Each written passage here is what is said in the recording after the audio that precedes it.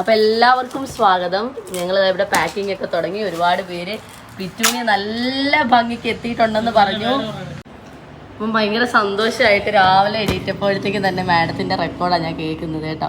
ഭയങ്കര സന്തോഷമായി. ഞാൻ കുറേ ചെടികളൊരു കോവിഡ് സമയം തൊട്ട് ഓൺലൈൻ വാങ്ങിക്കാറുണ്ട്.